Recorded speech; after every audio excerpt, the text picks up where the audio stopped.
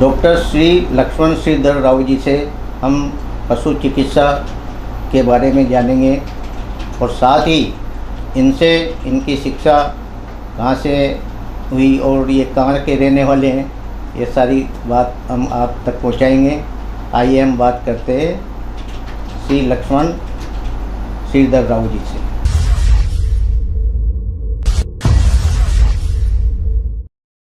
Doctor Rao साहब, आपका हमारे स्टूडियो में बहुत स्वागत है। डॉक्टर साहब, आप अपने जीवन परिचय के बारे में बताएं। आप कहाँ से हैं सर? मैं आपकी शिक्षा कहाँ से हुई और साथ ही आप इस चिकित्सा सेवा से कब से जुड़े? सर मैं जो है मैं रहने वाला महाराष्ट्र का हूँ। महाराष्ट्र के नांदेड़ एक प्लेस है जहाँ सचखंड गुरुद्वारा है, वहाँ का रहने वाला हूँ। मेरा अंडर ग्रेजुएट तो नागपुर वेटनरी कॉलेज से हुआ है और post graduation Parbhani veterinary college से हुआ है, महाराष्ट्र की। 94 में मैं राजस्थान में आया हूँ पीएससी के थ्रू, और जब लगभग मेरा 17 साल कार्यकाल जो है रावत भाटा में हुआ है, उसके बाद प्रमोशन पे मैं यहाँ क्षेत्रीय रोग निदान केंद्र कोटा में आया हूँ as a senior veterinary officer, और अभी वर्तमान में मैं उसी जगह पे डिप्टी डायरेक्टर के पद पे हूँ। राव साहब, आप पशु चिकित्सा विस्तार के बारे में बताएं, इसमें क्या क्या होता है? सर पशु चिकित्सा विज्ञान सर बहुत विस्तारित विषय है। इसमें किसी एक पशुओं की चिकित्सा नहीं होकर बड़े पशु भी है, वाइल्ड एनिमल्स भी है, छोटे पशु भी है, पेट्स भी है, सबकी चिकित्सा के बारे में बताया जाता है, पढ़ाया जाता है, सिखाया जाता है। साथ ही ये जैसे आपने ह्यूमन बॉडी के जो ह्यूमन में जैसे होते हैं स्पेशलिस्ट, उसी तरह के सारे साइंस इसमें होती है। एनाटॉमी, फिजियोलॉजी, गायनेकोलॉजी, उसके बाद मेडिसिन, सर्जरी, ये सारे विषय होते हैं। एक बहुत पशु चिकित्सा विज्ञान एक गहन और बहुत विस्तृत विषय है सर। जी डॉक्टर साहब, पशु चिकित्सा विज्ञान में कौन कौन से विषय आते हैं, आप थोड़ा विस्तार से हमारे दर्शकों को बताएं। सर पशु चिकित्सा विज्ञान में सर कि पशु चिकित्सा यानी मेडिसिन जी, उसके उसके बाद सर्जरी, शल्य चिकित्सा, उसके बाद गायनेकोलॉजी यानी पशु प्रजनन विषय पे, और उसके साथ ही हमारी जो पैथोलॉजी और माइक्रोबायोलॉजी होती है जिसमें रोग निदान केंद्र चलते हैं, उसमें हम डायग्नोस्टिक सारे टेस्ट करते हैं। जी जी डॉक्टर साहब, आपका जो क्षेत्र है ये कहाँ तक फैला हुआ है ज़िले में, और किस तरह रोग निदान में के लिए केंद्र बने हैं, उसमें क्या व्यवस्थाएं हैं सर आपकी? सर राजस्थान में रोग निदान की जो व्यवस्था है वो त्रिस्तरीय है। राज्य स्तर पे राज्य रोग निदान केंद्र हैं जो जयपुर में है, और रीजनल लेवल पे रीजनल डिसीज़ डायग्नोस्टिक सेंटर यानी क्षेत्रीय रोग निदान केंद्र हैं जहां मैं उपनिदेशक हूं, और जिला लेवल पे जिला पशु रोग निदान केंद्र है। अभी चौथा श्रेणी इसी सरकार ने शुरुआत की है, तहसील लेवल तक प्रयोगशाला का विस्तार करना प्रस्तावित है। लगभग इसी बजट में वो चालू हो जाएगा। तो ये मेरा जो क्षेत्र आता है वो हड़ौती क्षेत्र आता है, कोटा, बूंदी, बारा, झालावाड़ में कि जो रोग निदान की प्रक्रिया हैं वो हमारे यहाँ से ही संचालित होती है। जो आप बता रहे हैं सर कि तहसील और जिलों मतलब ग्रामीण क्षेत्रों में रोग निदान की जो पशुपालकों के लिए पशुओं की जो व्यवस्था किस तरह की जाती है सर? जैसे मान लो कोई रोग मतलब फैल गया हो तो उसमें क्या व्यवस्थाएं सर आपके विभाग द्वारा की जाती है? जैसे सर कि हमारी जो क्षेत्रीय रोग निदान केंद्र के कार्य क्षेत्र देखा जाए तो पूरा हड़ौती क्षेत्र हैं, और आप देखते हैं कि पशुओं के सैंपल लेना और प्रयोगशाला तक पहुंचना बहुत ही कठिन प्रश्न होता है। बिल्कुल सर। पर अभी पशुपालकों में इतनी जागरूकता आ गई है कि वो पशु चिकित्सक से सैंपल कलेक्शन के बाद वो हमारे लेबोरेटरी तक पहुंचाते हैं, और राजस्थान सरकार द्वारा सारी जो जांचें हैं वो निःशुल्क उपलब्ध कराई जाती हैं, चाहे वो सीबीसी हो, चाहे इलाइजा हो, चाहे मलमूत्र की जांच हो, ये सभी जांचें निःशुल्क हो जाती हैं। हम लोग प्रयास ये करते हैं कि जो पशुपालक हमारे पास सैंपल ला के देता है तो हम उसको व्हाट्सएप के जरिए उस तक, और वो जो चिकित्सक जो उसकी चिकित्सा कर रहा है वहाँ पर उसकी रिपोर्ट हम व्हाट्सएप पे भेज देते हैं, ताकि पशुपालकों को सुविधा हो कि वो बार बार उसको जिला स्तर पर या संभाग स्तर पर आने की आवश्यकता नहीं रहे। इसका ध्यान रखते हैं। डॉक्टर श्रीधर राव जी, मान लो मेरे पास पशु है और मैं कैसे पहचान करूँ ये बीमारी है, तो उसके लिए आपका जो विभाग है वो किस तरह काम करता है सर? सर, अभी अगर चिकित्सा व्यवस्था की बात करें तो संभाग स्तर पर पॉलीक्लिनिक है, और नोडल जो है तहसील लेवल पे नोडल ऑफिसेस हैं, जहां प्रथम श्रेणी पशु चिकित्सालय हैं, और छोटे प्लेसेस पे पशु चिकित्सालय हैं, और ग्रामीण क्षेत्र में लगभग सभी ग्राम पंचायतों में सब सेंटर्स ओपन हुए हैं। पशु चिकित्सा उपकेंद्र कहते हैं हम उसको, वो ओपन हुए। और पशुपालक जो है वो तुरंत पहचान जाता है कि उसका पशु स्वस्थ नहीं है। वो इस तरह से कि वो जुगाली करना बंद कर देता है, खाना पीना बंद कर देता है। उसके बाद उसके जो मजल्स होते हैं उसके ऊपर ड्रॉप्स आते हैं, वो नहीं आते हैं। और पशु या फिर दस्त लग जाते हैं तो पतला गोबर करना शुरू कर देता है। उठने बैठने में उसकी अस्वस्थता होती है, दूध नहीं देता। इन सब लक्षणों के आधार पर पशुपालक उसको समझ के हमारे पास आ जाता है कि भाई मेरा पशु रोगी है या फिर किसी से पीड़ित है।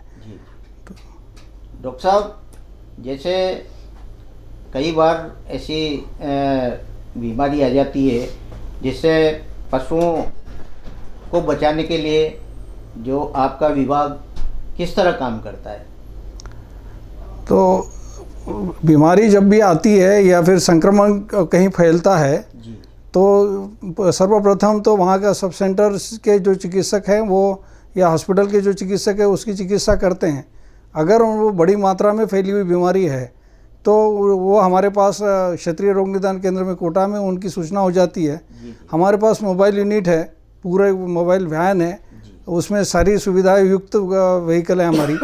हम लोग उसी स्थान पर जाके उस जहाँ जिस गांव में रोग फैला हुआ है वहाँ जाके वहाँ के अत्यावश्यक जो आवश्यक सैंपल्स कलेक्ट करने हैं वो सेलेक्ट कर देते हैं।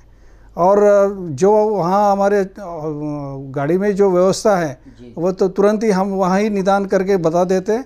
वो जो सोफेस्टिकेटेड जो चीज़ें हैं, जो निदान है, वो हमारी प्रयोगशाला में सैंपल लाके उसकी प्रोसेसिंग करते हैं और प्रयास करते हैं कि जल्द से जल्द हमारे यहाँ से रोग निदान होके पशु चिकित्सक को मिले, ताकि उसका रोग का फैलाव कम हो और पशुपालकों की हानि भी नहीं हो।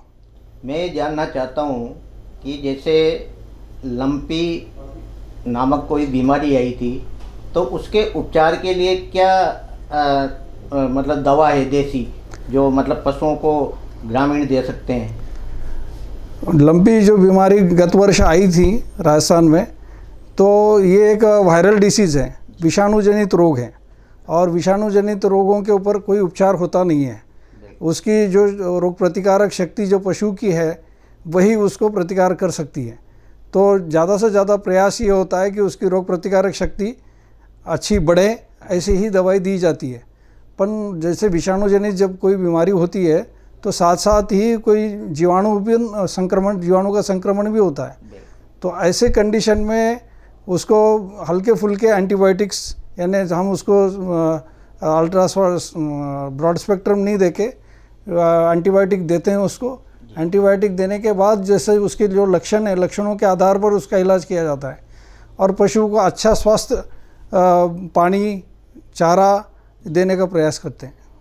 डॉक्टर साहब, जो पशु चिकित्सा में 5 प्रमुख कारण कौन से बताए गए हैं जिससे मतलब पशुओं की बीमारी के बारे में पता लग सके कि किस तरह ये बीमार है? जैसे मनुष्य में होता है उसी तरह से जीवाणु जनित रोग होते हैं, विषाणु जनित रोग होते हैं, फफूंदी रोग जनित रोग होते हैं, या पैरासाइटिक कहते हैं, जैसे बाह्य परजीवी या अंत परजीवी जिसको कहते हैं, ये होते हैं। और एक शरीर में ब्लड प्रोटोजोआ कहते हैं हम, रक्त परजीवी। इन 5 कारणों से पशु रोगी हो सकता है। साथ ही कुछ उसके चयापचय में जो गड़बड़ी होती है उसको अपन मेटाबॉलिक डिसीजेस कहते हैं हम लोग, तो वो उस तरह की बीमारी भी हो सकती है। जी डॉक्टर साहब, जैसे आपका जो क्षेत्रीय जो निदान केंद्र है वो गाँव में पशुपालकों के लिए क्या नवाचार करता है, किस तरह मतलब आप गाँव में जाकर या ग्राम पंचायत स्तर पर जाकर क्या नवाचार के रूप में पशुपालकों को संदेश देते हैं? हम लोग ग्रामीण क्षेत्र में जहाँ से भी हमारे पास डिमांड आती है तो हम लोग उस जैसे कहाँ रोगी पशु है तो हम वहीं जाके उसके ब्लड सैंपल करते हैं, और जो हमारी प्रयोगशाला की जो वाहन है, जो मोबाइल यूनिट है, उसके अंदर सभी तरह से सुविधा हैं। उसी के अंदर हम गोबर की जांच, हीमोग्लोबिन की जांच और बाकी सब जांचें करते हैं। वहाँ जांचें करके वहीं के वहीं लोगों को दिखाते हैं और लोगों में ये जागरूकता पैदा करने का प्रयास करते हैं कि भाई पशु चिकित्सा करनी हो तो रोग निदान करके ही करें। सर्वप्रथम रोग निदान करें और फिर उसके बाद ही चिकित्सा करें, ताकि पशु का अनावश्यक इंजेक्शन्स या औषधि का वो नहीं लगे। डॉक्टर साहब, जैसे कई बार आपने देखा कि जैसे मुर्गी हो या बकरियां हो कि इस तरह का एक रोग फैल जाता है किसी भी मौसम में, तो उसके लिए क्या टीकाकरण की व्यवस्था निदान केंद्र की तरफ से की जाती है? नहीं, ये जो कार्य है टीकाकरण का या चिकित्सा करने का, ये उस संबंधित पशु चिकित्सा संस्था का होता है। और राज्य सरकार के द्वारा चाहे बकरी हो या फिर लार्ज एनिमल हो, इनके टीके की निःशुल्क व्यवस्था की हुई है। वर्तमान में केंद्रीय प्रवर्तित योजनाएं जैसे मुंह पका खुर पका कंट्रोल प्रोग्राम, जो अपन देशी भाषा में खुराड कहते हैं, वो चल रहा है। उसका टीकाकरण हमारे पशु चिकित्सक जाके गांव-गांव में लगा रहे हैं। साथ ही दूसरा एक जो होता है कि ब्रुसेलोसिस नाम की एक बीमारी होती है, उसकी भी केंद्रीय प्रवर्तित योजना के अंतर्गत टीकाकरण चल रहा है। उसमें 4 से 8 महीने की बछड़ियों को ये टीका लगता है और जीवन में एक ही बार वो टीके से उसमें रोग प्रतिकारक शक्ति उस बीमारी के प्रति आ जाती है, जिसमें ये बीमारी अवॉइड की जा सकती है। डॉक्टर साहब, जैसे इंसान के बुखार आ जाता है, वैसे पशु भी उस रोग से ग्रसित होता है। जैसे मान लो गाय है, अब गाय के बुखार है तो उसकी पहचान कैसे की जाती है? गाय के बुखार की पहचान उसके सांस के पास में हाथ लगा के दिखाई जाती है।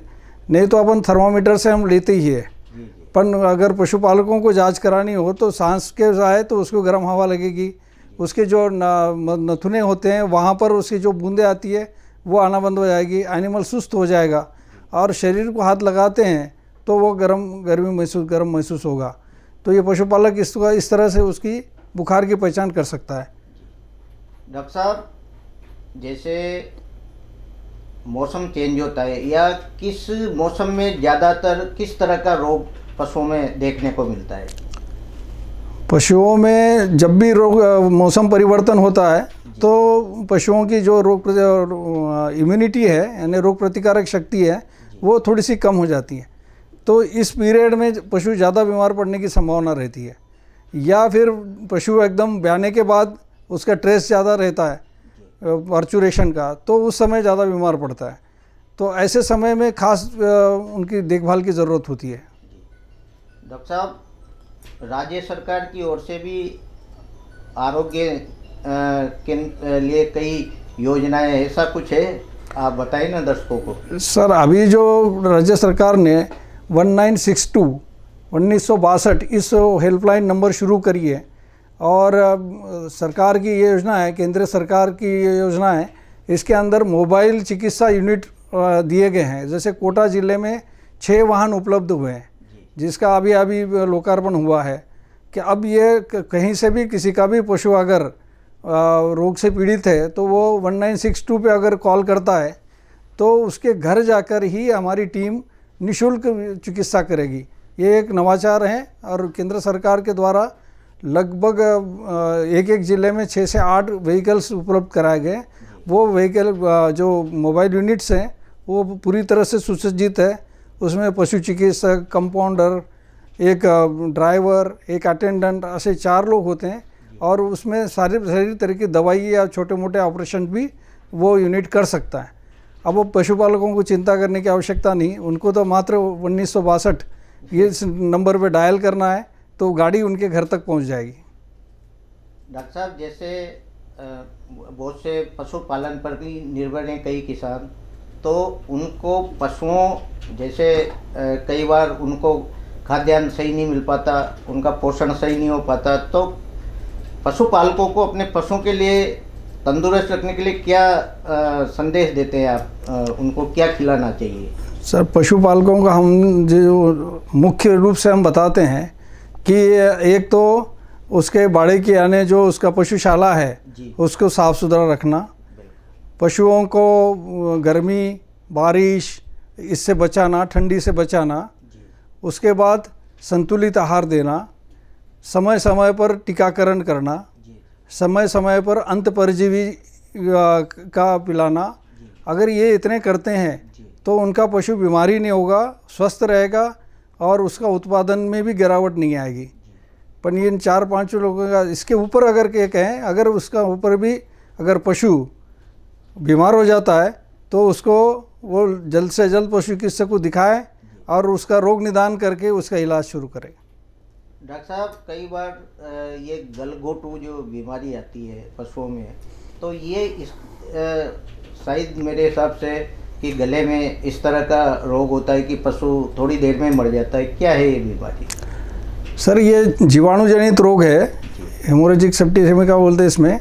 या इसके अंदर क्या होता है कि गले में सूजन आ जाती है और उस सूजन का जो प्रेशर है, वो सूजन का प्रेशर उसके ट्रकिया के ऊपर पड़ता है, उसको सांस लेना मुश्किल हो जाता है, तो वो घर घर की आवाज़ कर देता है। तो इसलिए इस बीमारी का नाम पड़ा है कि गलघोटू पड़ा हुआ है। ये एक घातक बीमारी है। राज्य सरकार द्वारा इसके टीके लगाए जाते हैं बारिश के मौसम से पहले। तो सभी पशुपालकों से निवेदन है कि वो मई जून महीने में ही इसका टीकाकरण करा ले।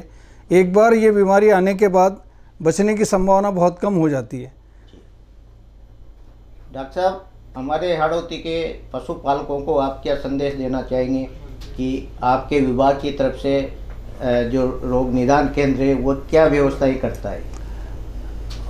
विभाग पूरी तरह से पशुपालकों के साथ है और मैं पशुपालकों से निवेदन करना चाहूँगा कि पशुपालन जो है खेती का पूरक व्यवसाय के रूप में अपनाएं और आप पूरी तरह से जो है खेती पे डिपेंड नहीं रहें।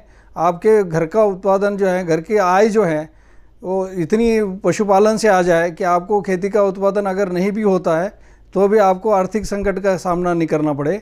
तो पशुपालन को वैज्ञानिक रूप से करते हैं तो पशुपालन निश्चित रूप से एक बहुत अच्छा व्यवसाय है, जिसके लिए कोई ज़्यादा आपको तकनीकी ज्ञान की आवश्यकता नहीं है। पर हर पशुपालक अच्छी तरह से जानता है कि किस तरह से पशुओं को रखना है या पालना है, किस तरह से दुआरा करना है, किस तरह से उत्पादन लेना है, ये जानता है। तो आप साधारण अपने जहाँ भी आप रहते हैं वहीं पर ये व्यवसाय करके आपका आर्थिक अर्जन कर सकते हैं। डॉक्टर साहब, कई पशु आपने देखा होगा कि रोड पे घूमते हैं और पशुपालक भी ध्यान नहीं रखते, उसको छोड़ देते हैं, लेकिन कई जानवरों में पॉलीथीन मतलब खा जाते हैं और निकलते। क्या उपचार करते हैं सर डॉक्टर साहब? क्या आप पशुपालकों को समझाना चाहेंगे? मेरा तो सबसे पहले पशुपालकों से निवेदन है कि वो पशुओं को जो है ना दुआरी करने के बाद रोड पे नहीं छोड़े और भूखे नहीं छोड़े बाहर। अगर जानवर भूखा है, पशु भूखा है, गाय माता अगर भूखी है तो वो जो भी चीज़ मिलेगी वो खाने का प्रयास करेगी। और जो पॉलीथीन ये गाय खा जाती है, तो गाय जो होती है वो रूमिनेंट्स होती है, उसकी रूमेन का साइज़ अगर देखा जाए तो उसके अंदर 125 से 150 किलो चारा एक साथ में आ सकता है। तो जैसे ये पॉलीथीन खाते जाएगी वो उसका आधा पेट तो पॉलीथीन से भरा हुआ रहेगा। इसके बाद तो जैसे ही वो पेट भरने के लिए खाएगी तो आधा पेट ही खा पाएगी, वो आधा भर पेट तो कभी खाएगी नहीं।